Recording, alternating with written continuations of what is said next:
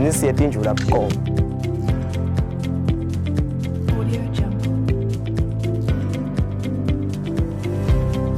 Sifundisana ngokuseva imali.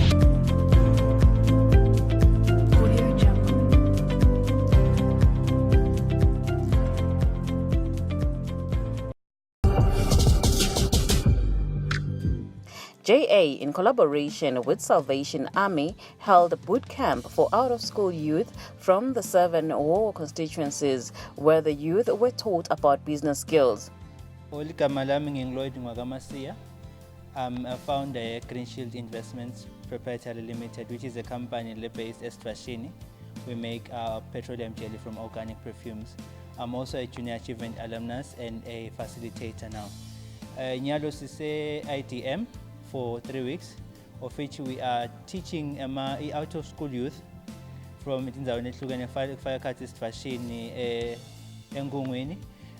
business basic skills, which is a program that's sponsored by Salvation Army. So lama groups now angema cooperatives. Lesi ba promisa ngako ekakhulu tema business engama basic skills ekmanage negrana business neyokuthi isungulwa njani i-cooperative. Short inhloso ya Salvation Army na Junior Achievement njengoba silana sibafundisa ukuthi bakhona labantu labasha ukuthi baqale business bahlangane kuneke ukuthi babe busy etitradini bende bugebengu bahlangane baqale cooperatives bende business kuze ukuthi bakhona ukutiphilisa kuze ukuthi bakhona nabo ukutindlondlobalisa empilweni. Kune ukuthi bantu labasha bese bacomplaina ngithi imisebenzi ayikhona nani, asimane sizame indlela yokuthi bacale imisebenzi bakhona ukuthi bathuthuke nabo empilweni. Siyethemba ukuthi le workshop lesibafundisa kona ukuthi abasita lo ukuthi empilweni nje bakhona kubona tindvo in a different perspective, other than being out there to seek for opportunities. Maybe we believe this program will help them to understand that there are opportunities out there that as a young person you can create for yourself and also to create for other people in order to better your livelihood and the livelihood of the country as a whole. So inhloso yethu vele bekuthi nje bafunde lokutendela kwabo other than ukuthi bafune opportunities out there ngoba iqiniso lonke liyasho ukuthi nyalo nje umnotho wakangwana awusiyolome kahle yabo.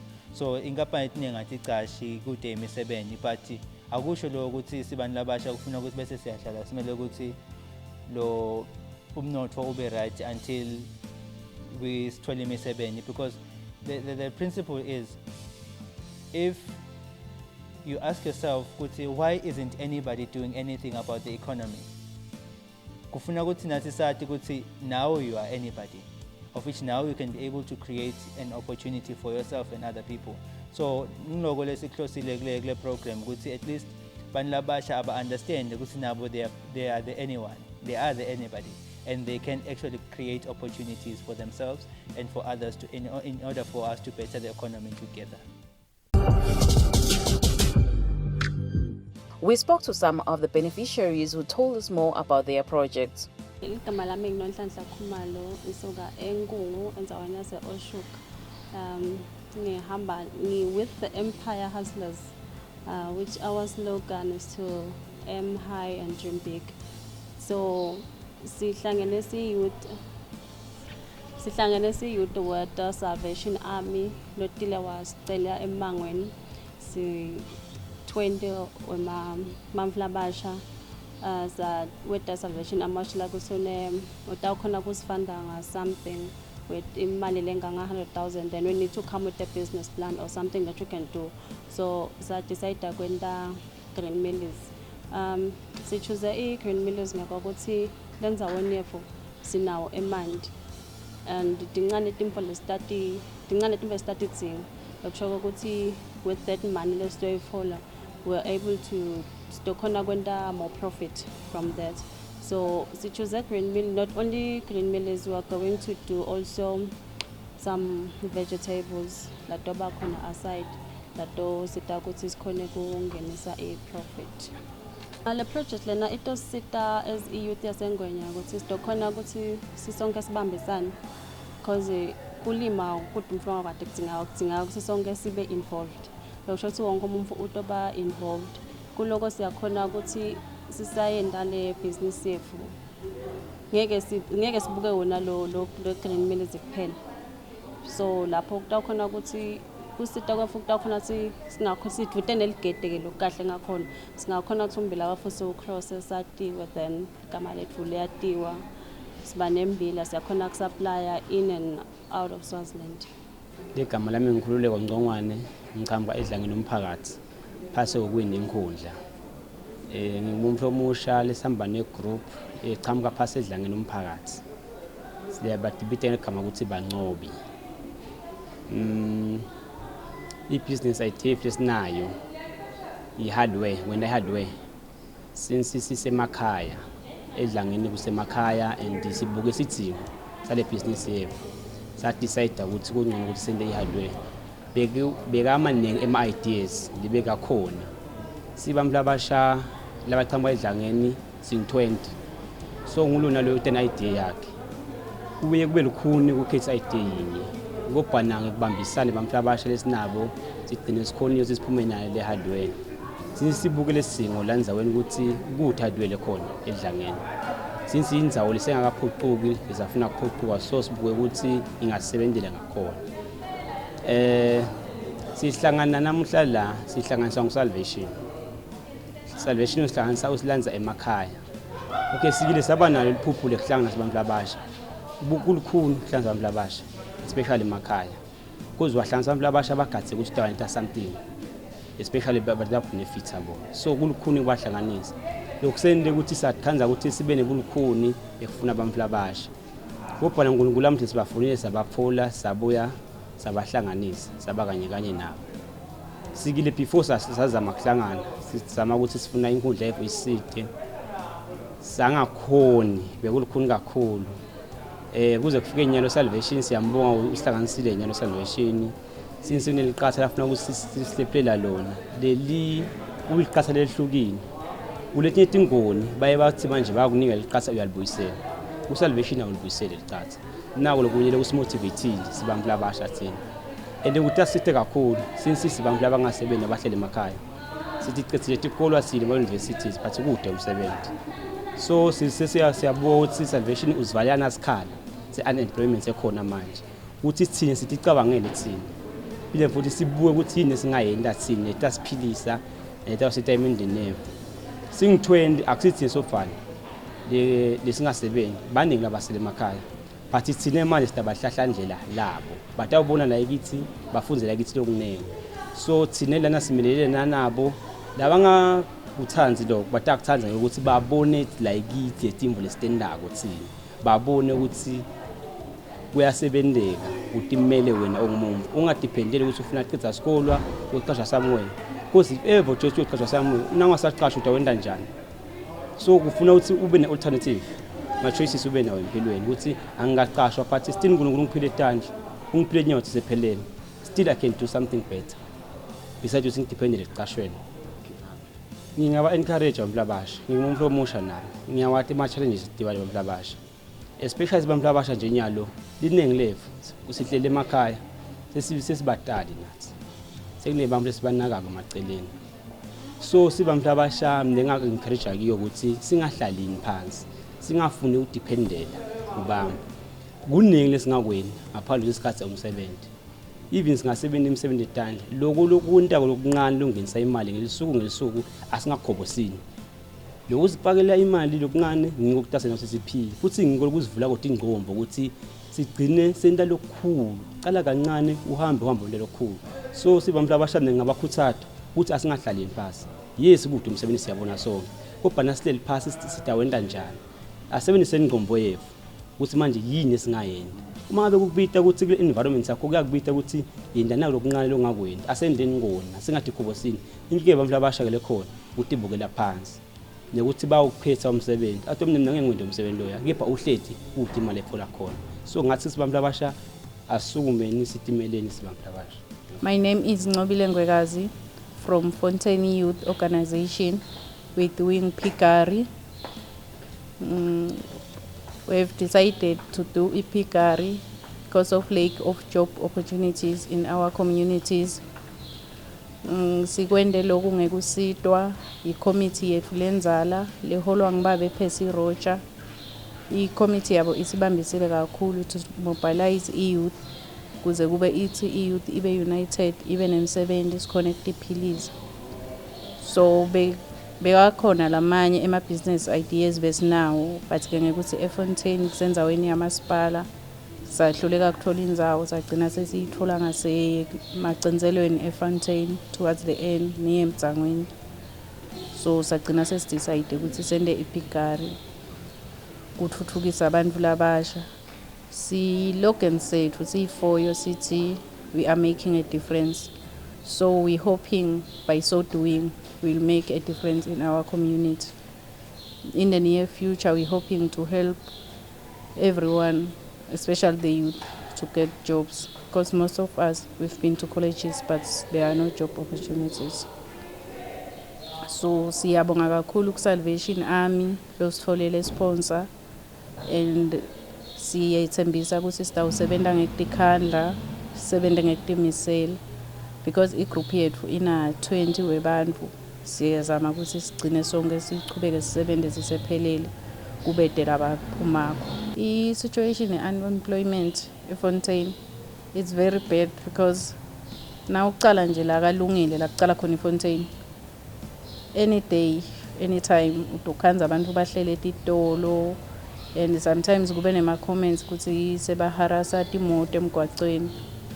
Kude nje vele abasebenzi kakhulu abantu labasha abasebenzi kude nalo ukuthi asikhona kulima because sisenza weni yamasipala kunetinto labangadifuni, so le ndlela yekuphilisa nje ilikhunyana kakhulu. Singacela nje nalabangangeni kule project lena because kunalenye ledako through amical. Singacela ukuthi batsinze chairperson noma mabhalane long ayanda shongo baregister kulamanye ama-projects letako ukuze zame ukuthuthukisa ngoba vele le msebenzi kude.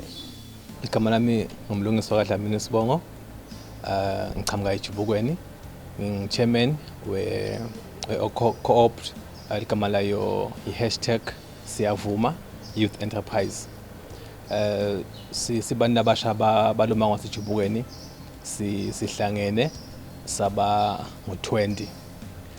Sihlanganiswa ukuthi sifuna ukuqala ibhizinisi ukuze sizokhona ukuthi sitiphilise.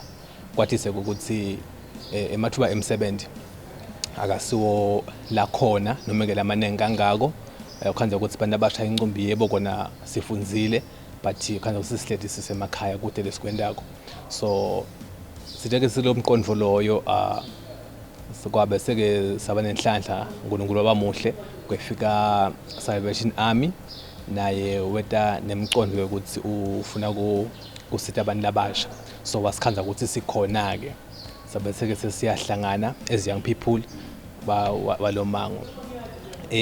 Sisihlangene ke sakhetha ukuthi sitawenda project bani. Manengi uyibona lebeswa brainstormile, but egcineni sigcine siphuma ne project ukuthi sitawenda i-poultry. Lokho kusho ukuthi sitawenda maybe sitafaka inkukhu zasemakhaya kube inkukhu temacanza. So ngiloko lesitakwenda kulomango wethu. So lokho sikhetha because le inkukhu temacanza nesemakhaya kude isupply yato kulo mango wethu, even lapha kule nkundla yethu. Sibukile lokho sakhanda sicha kude vele laba supply emacanza naleti inkukhu tasemakhaya kusethe labangakanani. So that's why bese sesikhetha ukuthi ke siyende nalokuthi ke sicishe sonke sifamily kiyo, because wonke umuntu ukhulele emakhaya inkukhu siyadada kudabalelwa ukuthi sithi nakekele ngaleyo ndlela leyo. Lo kwenda ukuthi ke sesihlangene vele singlo 20 sesicalile nje siyasebenza siya phambili kulesikhathi namuhla nje generally ngicabanga ukuthi sebenda ngiko lokucishe kuhamba embili noma ke lokhanza ukuthi ukhona kuphila kangcono ngako, because now sebenda umuntu mhlovuka maybe kusasa khonze ukuthi lo msebenzi uyosophelile phinde futhi sohlede again awusasebenza. But nabe uyadisebenda usebenda at your own pace, ngweloti sethela ama goals ne standard ukuthi ngisebenza kanjani ngisebenza kanjena futhi. So now tisebenta kufuneka ukuthi lengqondo yakho noma ube ngumuntu lokhanda ukuthi uba focused kakhulu kuloko lokufuna ukwenza utimisele kiko because konke kusemandleni akho kude umlokwendelako. So kufuna ukuthi wena utimisele ngako ubuke lembila yakhona ivision ngokuthi kahle kahle ufuna ukwenda ini igcina ufuna ukuphumelela igcina khona ugcine wenda ini. So ukuthi kutimisela kakhulu kunako konke nje kutimisela. Lesikufunza konyalo kutasita kakhulu ezisisaqala le business yethu because asisibo laba experienced ebusinessini lo hlango sebusiness but le lwazi lesithola nyalo lutasita ukuthi sikhona ukucathuta siye phambili nalokuthi ke asisibo sodwana la kule business sibasinikile ema mentors khona ukuthi batasisita esisaqhubeka nale business yethu siya phambili. Igama lami ngincamisa ngwakhumalo Sibongo ngisuka Eswatini kumakholokolo ngingishemeni we co-op lesicalile bathi game changers sasesifuna neslogan sithi together we can. So i-game changers iqhamuka emva kokuthi singummango losebenza na Salvation Army. So Salvation Army weta wasitshela ukuthi une program ye youth ukuthi sihlanganisa i-youth sihlanganise sibe ngu-20. So bese siyahlala phansi si-youth siyabuka lesingakhona kwenda bona batasifanda imali batasifanda ngayo 100,000. So thina si-youth kufuna sihlangane sibe ndzawonye sikhethe ukuthi i-business lesingayenda yini lesingakhona kuyenda sibambisene song 20. So sahlala phansi ke si-game changers si-youth sahlala phansi sakhetha i-business business level sinayo ama-ideas bekayinqumbi but ke ngethe sihlala emhlabeni wamasipala awuyakukhethela ukuthi ufuna ini ngibekise nje noma ngawufuya tinkukhu embabane tinkukhu atifuyo atendiwa tinkulube embabane. So sasesicina sesikhethele catering ukuthi at least yona ngeke isidinge ukuthi silwe namasipala ngiyona izivumela besifuna ne-car wash sakhanza ukuthi nakhona kulukhunyana sasesithi no asikhethe le catering kube ngiyo the main business because Salvation Army akazivalelanga ukuthi singenda i-business noma bengu-2 noma bengu-3 sasesithi lenye sitayenda lenye eceleni because nje masipala wafika kithi wasicela si-youth before afike Salvation Army ukuthi asesakhe ema-co-op because akasafuna ukucasha inkampani so ufuna ukucasha yona le youth. So sitena singabe ikhona imali esalako kule siphiwe yona nge-Salvation Army sitawenda le catering bese senda we-cleaner sithenga imishini yekujubatshani sihambe siklina la mgwaqweni because masipala uthi de sofuna ku-improve le youth khona silokhona lokhipha le youth le etidzakamizweni ibuye la sisebende ngoba inqumbi ye-youth nawubuka nje ihlethi lemabhareni kude lekwendako ngalesinye isikhathi abahlaliswa ukuthi lemabhareni bayafuna lokunatha ukuthi kude lo msebenzi la kangwane. So ngiko lesikwendako lokho ukuthi le youth siyihlanganise ibe ndzawonye kona ngalesinye isikhathi kuba likhuni lokuthi siyihlanganise le youth ngoba nje ngibeke sethina singu-20 ngalesinye isikhathi nje kwanza ukuthi siyahlangana Monday kwanza ukuthi eish i-youth lenye idzakiwe ayikhona ukufika but nje siyayincenga ukuthi yonke i-youth lekhona ngosiyamani ifake emandla nakusetshenda ngoba nyalo nje Salvation Army uzamile thina lekufunako akufunaki simjabhise kufuna sifake emandla ukuthi siyacela ukuthi nibasebende bangamjabhisi ngoba le project lena itawurana for 3 years. Salvation Army utasinika konke imali hayi ukuthi sisayoyiboleka kufana nekuthi sesine business plan sisakubuya ukufund no nasicedza nje kufunza njengalobu sila IDM siyafunza nasicedza kufunza Salvation Army uyasinika le mali hayi ukuthi sisayoyiboleka. So kulula nje kithi vele siyabonga kakhulu Salvation Army la siyendele youth kumakholokolo ngicela iqine isebende ingalingisile abanye labafuna ukuhlala etolo ngoba khona nje labanye lesibalandzako uthi ubalandze namuhla kusasa sabasekho sebayegwayini sebayokunathela. So bakhona vele labafuna kwendela phansi but lele ngisinabo la game changers ngithi together we can. So siyacela uvele ukuthi sitawuphumelela sibonge kakhulu ku Salvation Army utatshintsha impilo tethu ngiyacabanga nje ukuthi in the next coming year sizabe sibe lungu nathi sesikhona kwenta tinto tethu. So kungilokuhle nje lokhu kuyingicalisa kuvela ukuthi ungakuthola i-opportunity lengaka ukuthi umuntu utawufika kunika imali and futhi le mali hayi ukuthi uyakuboleka ukuthi utayibuyisa nangabe wena uqhubeka nebhizinisi yakho kude imali utayibuyisa uyakupha upha nje iyouth ukuthi ihambe isebenze ibe ngisomething ikusasa. Kulukhuni kusebenza nebantu labasebancane cause basafuna tinto inqumbi, labanye basafuna nice time, labanye basafuna lokwa nalokwa. So labanye they believe ukuthi bona nabacede esikolweni bafuna kuyocashwa, they don't believe ukuthi bona batisebenze babe nekwabo. So vele lokho kulukhuni cause kufuna uba convince uzame kubachazela baze bakhone ukuthi basonzele la kuwe and nawe kufuna ube nemandla ungalweli ukuthi bakuhlule. My name is Yabamtiane. I'm from the Msunduza community. Basically, we were sponsored by the Salvation Army. They asked the youth to come together. They said you should be a group of 20 to start a business. They said the business should be something which will help the community at large. So with that, we thought of doing something that will help our community first before we can go to other places. We thought of landscaping and cleaning buildings as new buildings are being built around. So with that, with our community being filthy, we thought of first cleaning. That's how we thought about it. Like we're going to clean Msunduza first, then we can go to other places that we can see that we are in business, innovate our community, because it's a very filthy community, and help our youth to give them jobs, of course, which is what we were asked to do. We were told 3 months back, if I'm not mistaken. So they called us, they said we should come with a business idea. And one of us came with a business idea. We liked it.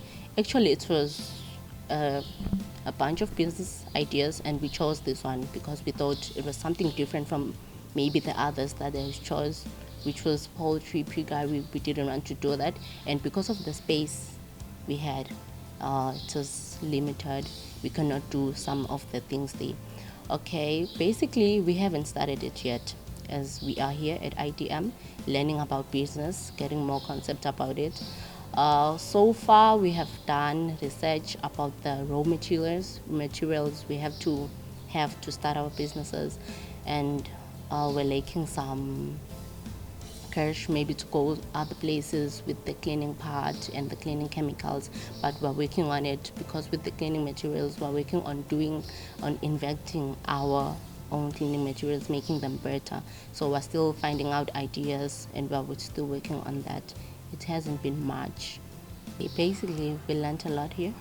So far, we learned a lot, and we saw the need of us coming here. Like we learned about entrepreneurship, what characteristics you should have as an entrepreneur. We also learned about business planning. Some of us have already changed their ideas because they saw that the idea ain't good enough. We also learned about, because we are a cooperative group, we learned like how to give others roles as a group, because it's not an individual thing. What I can say to the youth, it's life ain't easy out here.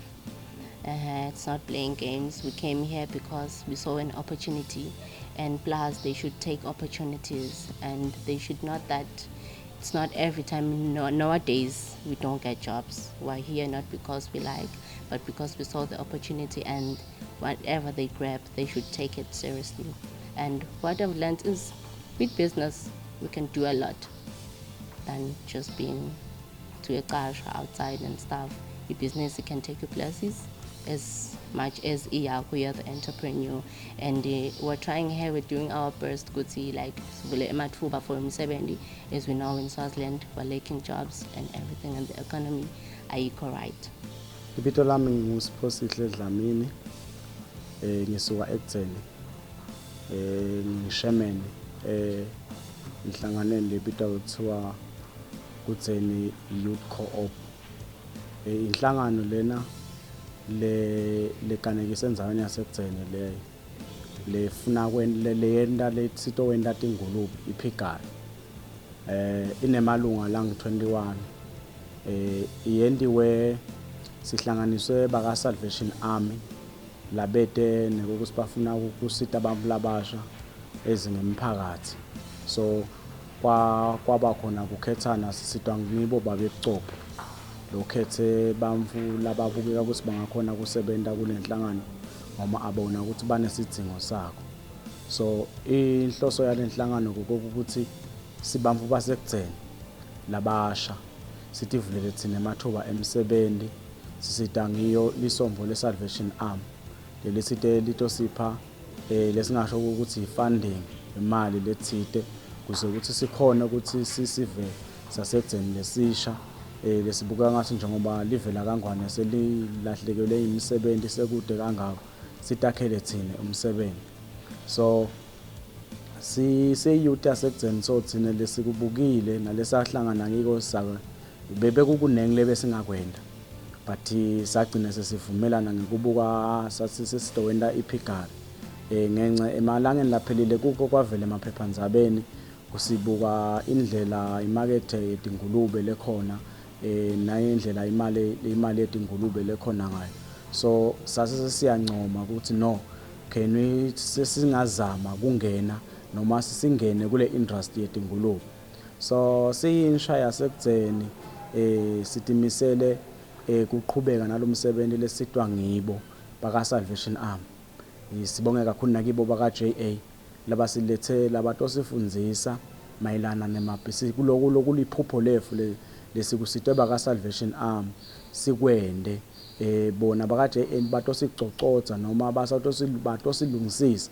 ukuthi singene la kule business sati kahle ukuthi sifunani sati kahle ngebuholi bo-entrepreneurship ukuthi yini lebhekekile kithi nakukuthi nje sisachubeka nekusebenta kule nhlangano yethu sibuke ukuthi ama-goals sikhone kuyindlela sibe nayo le ndlela yokusebenta sibe nalo committee organization le-organized nawo lamalunga akhone kusebenta ku-cooperator kule nhlangano yethu lokusifiso sethu si-youth yasekudzeni ukuthi sakhe noma sidwebe imephu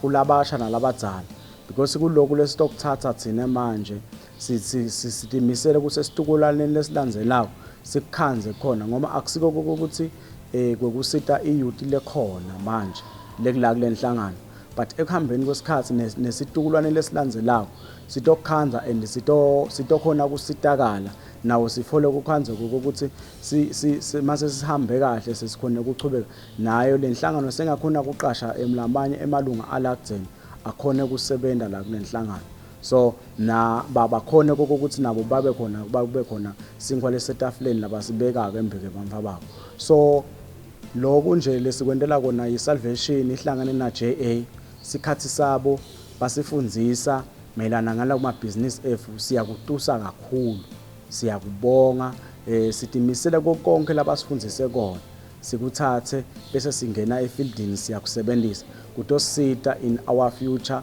into our next generation.